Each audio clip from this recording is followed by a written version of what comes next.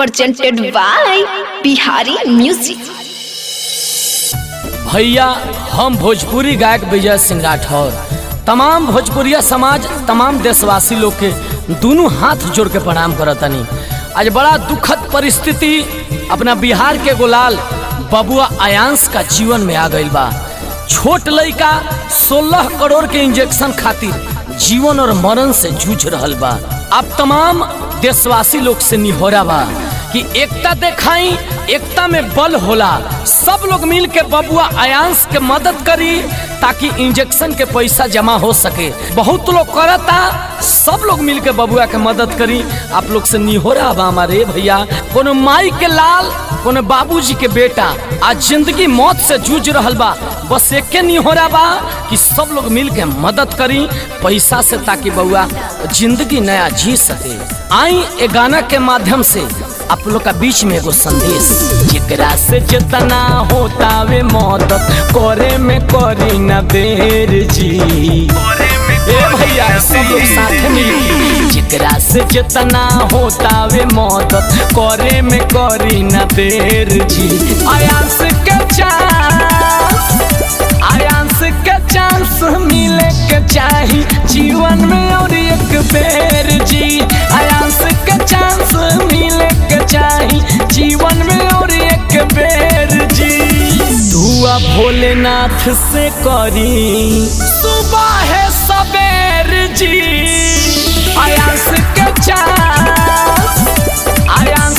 Chance मिले के चाही जीवन में और एक बेर जी। आयांश के चांस मिले के चाही जीवन में और एक बेर जी।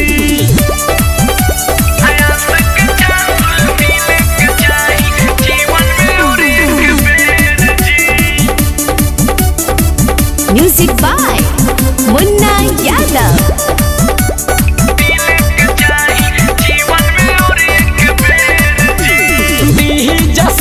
कहीं हाथ जोड़ के एगो इंजेक्शन बाबे 16 करोड़ के सबका मिल के साथ देवे के बाद दीजा साथे कहीं हाथ जोड़ के एगो इंजेक्शन बाबे 16 करोड़ के मिली ना इंजेक्शन जदी हो जाई अन्हार जी।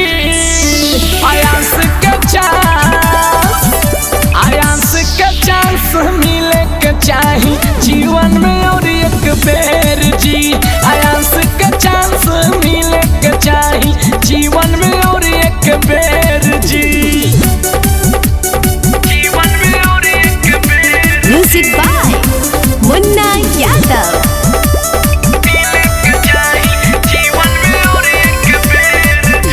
आयांश के माई बापू जीवन मांगे विजय राठौर साथे आई लोग आगे सब लोग मिल के कदम बढ़ाई।